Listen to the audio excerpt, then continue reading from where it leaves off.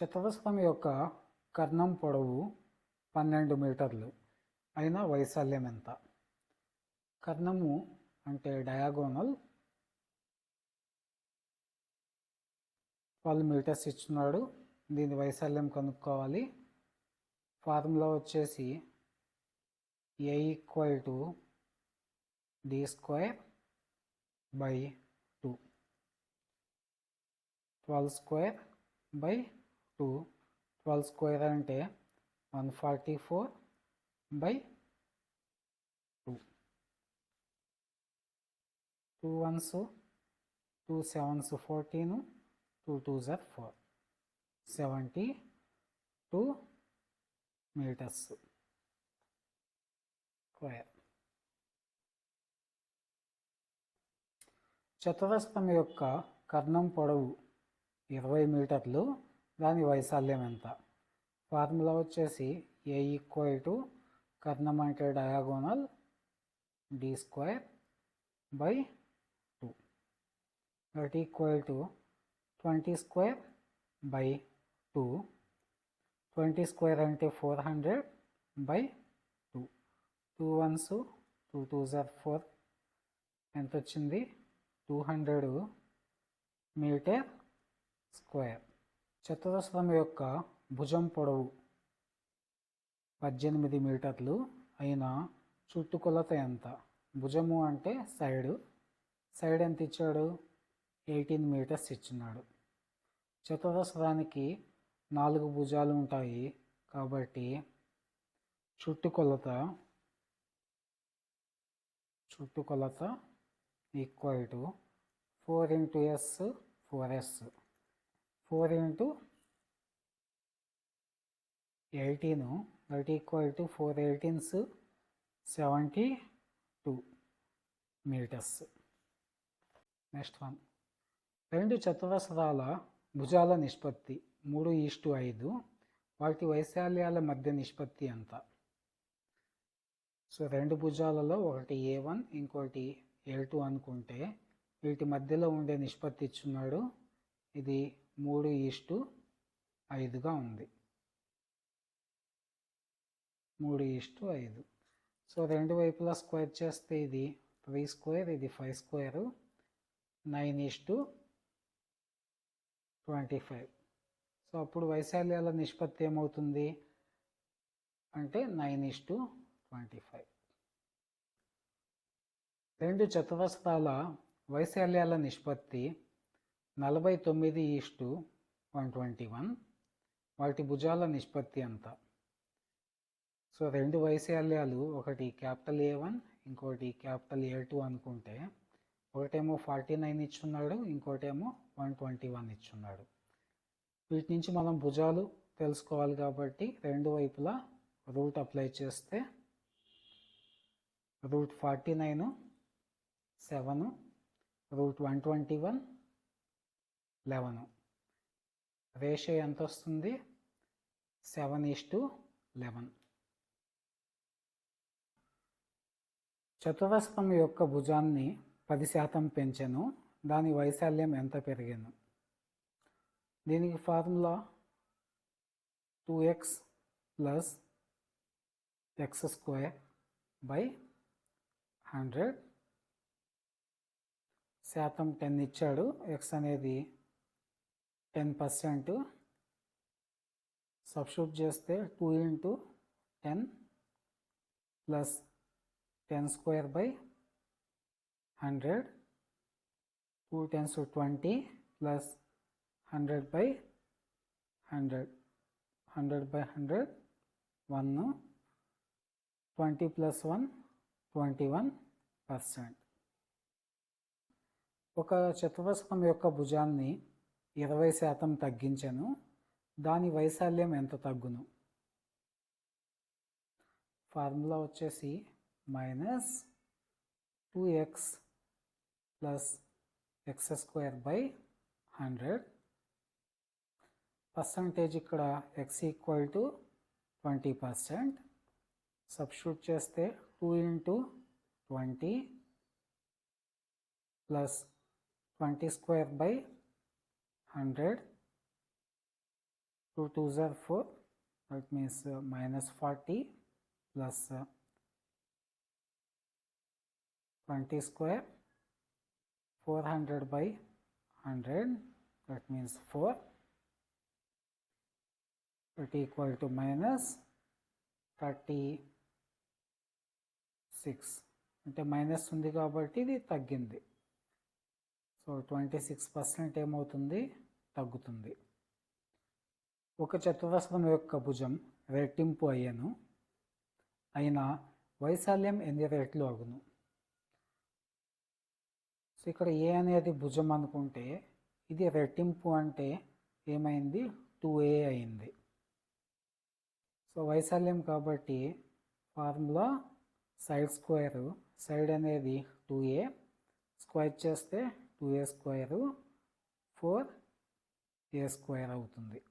వైశాల్యం ఏమవుతుంది, 4a square అంటే ఏమవుతుంది, 4 టైమ్స్ అవుతుంది.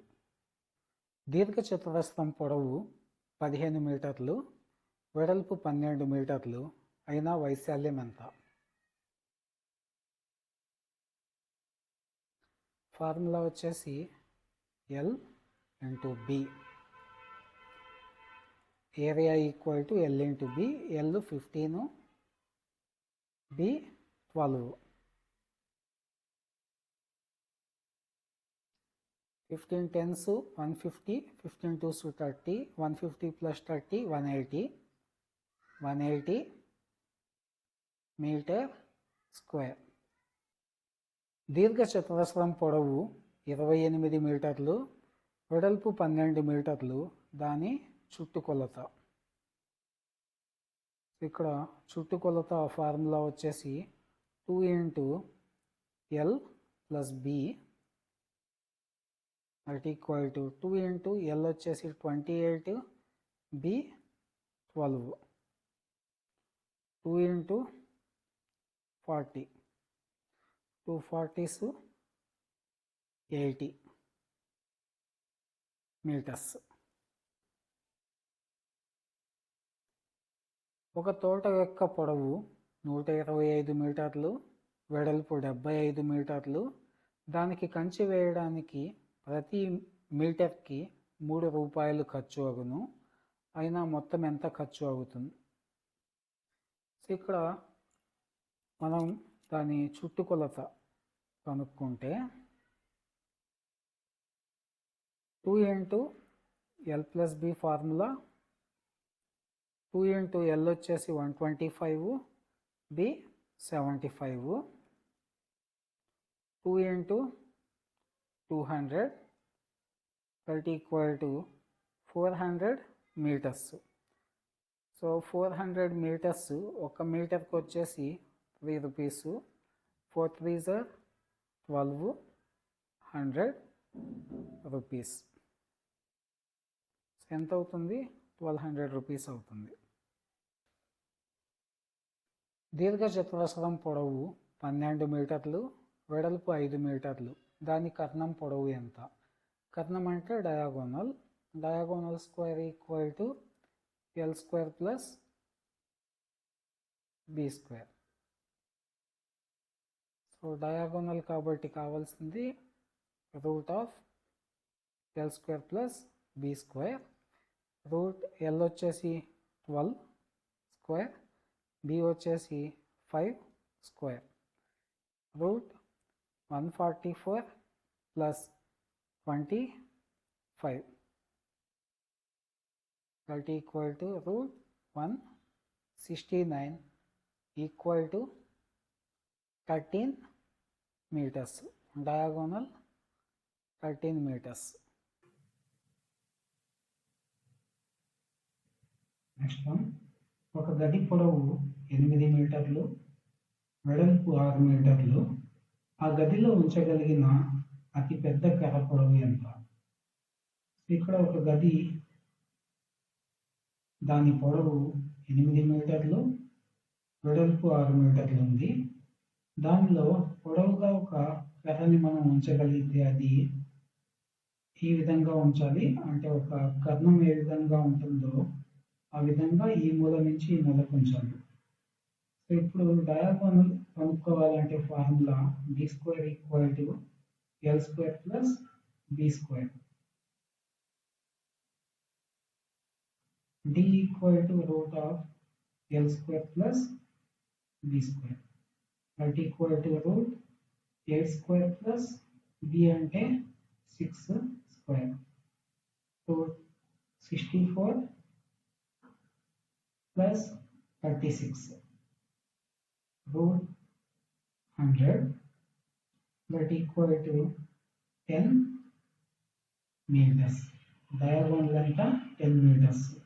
అంటే 10 meters పొడవైన కర్రని మనం అక్కడ ఉంచగలం. ఒక గది పొడవు 24 మీటర్లు, వెడల్పు 16 మీటర్లు. ఆ గదిలో 6 మీటర్ల పొడవు, 2 మీటర్ల వెడల్పు కలిగిన రాళ్లను ఎన్నింటిని పేర్చవచ్చు?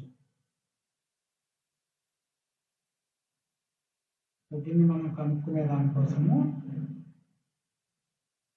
గది యొక్క పొడవు 24 మీటర్లు, వెడల్పు 16. దీంతో మనకి గది యొక్క వైశాల్యం వస్తుంది బై 6 మీటర్ల పొడవు, 2 మీటర్ల వెడల్పైన రాయి. దీంతో రాయి యొక్క వైశాల్యం వస్తుంది. సో ఈ రెండింటిని మనం డివైడ్ చేస్తే ఎన్ని రాళ్ళను ఉంచగలమో వస్తుంది. 24 × 16. 24 16s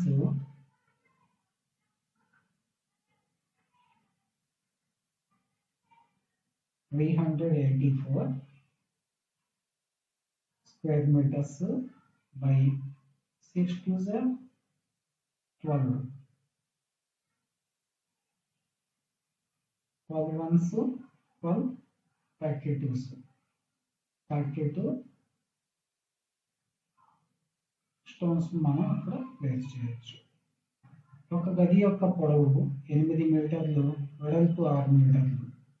ఒక గదిలో 30 సెంటీమీటర్ల పొడవు, 12.5 సెంటీమీటర్ల వెడల్పు కలిగిన రాళ్లను ఎన్నింటిని పేర్చవచ్చు?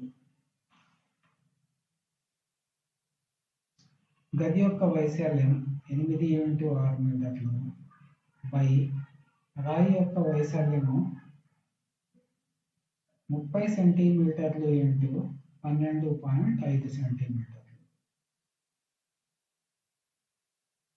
సో యూనిట్స్ వేరు ఉన్నాయి. ఒకే యూనిట్లో చేంజ్ చేసుకుంటే 8 మీటర్స్ అంటే 800 మీటర్స్ సెంటీమీటర్స్, 6 మీటర్స్ అంటే 600 సెంటీమీటర్స్ బై 30 సెంటీమీటర్స్ × 12.5 సెంటీమీటర్స్.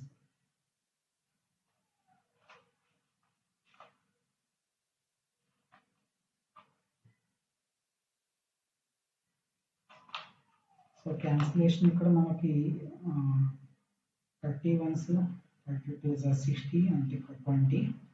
ఇక్కడ 12.5ని మనం ఈ విధంగా వచ్చేయచ్చు క్యాన్సిలేషన్ కోసం. 800 × 20/25/2 ఈ విధంగా వచ్చేయచ్చు. సో ఇది పైకి వెళ్తే ఏమవుతుంది? 2 కాస్త మల్టిప్లై అవుతుంది. ఇక్కడ క్యాన్సిలేషన్ చేస్తే ఇది 1280. సో ఇది పైకి వెళ్తే ఇది మల్టిప్లై చేస్తుంది, 40 అవుతుంది. ఇక్కడ 25 క్యాన్సిల్ చేస్తాము.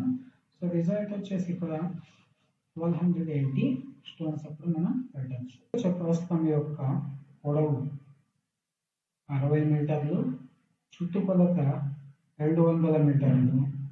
దాని వైశాల్యం ఎంత? సో ఏరియాను మనం ఫైండ్ చేయాలి. ఏమేమి ఇచ్చున్నాడు? ఇక్కడ ఒక సైడ్ ఇచ్చున్నాడు, అందులో లెంత్ ఇచ్చున్నాడు 60 మీటర్స్. నెక్స్ట్ సర్కంఫరెన్స్ ఇచ్చున్నాడు. సర్కంఫరెన్స్ వచ్చేసి 200 మీటర్స్. సర్కంఫరెన్స్ ఫార్ములా, చుట్టుకొలత ఫార్ములా వచ్చేసి 2 × l + b. సో ఇది 200 అని ఇచ్చున్నాడు. ఈక్వల్ టు 2 × l వచ్చేసి 60, b అంటే తెలియదు, సో దాన్ని b గానే ఉంచేస్తాము. 200 2 ones 2 ones, సో పోతే ఇక్కడ 100 ఉంటుంది. 100 = 60 ప్లస్ బి. సో బి ఏమవుతుంది 100 minus 60 that equal to 40 B value. ఇప్పుడు ఏరియా ఫైండ్ చేయాలి. Area equal to L into B. L వచ్చేసి 60 బి 40. 6 4s 24 0 0 2400 metre square. ఒక దీర్ఘచతురస్రం యొక్క పొడవు వెడల్పు కన్నా 10 మీటర్లు ఎక్కువ. దాని చుట్టుకొలత 140 మీటర్లు. దాని వైశాల్యం ఎంత? సో దీని పొడవు ఎంతో తెలియదు, ఎల్ అనుకుంటాము. సో ఈ పొడవు అనేది వెడల్పు కన్నా 10 మీటర్స్ ఎక్కువ. సో అందుకని చెప్పి మనం వెడల్పుని బి అనుకుంటే ఇప్పుడు ఎల్ ఏమవుతుంది? L equal to B plus N అవుతుంది. సో బి ఎంతో తెలియదు, ఎల్ వచ్చేసి బి కన్నా 10 మీటర్స్ ఎక్కువ ఉంటుంది కాబట్టి బి ప్లస్ ఎన్ అవుతుంది. చుట్టుకొలత ఫార్ములా తెలుసు.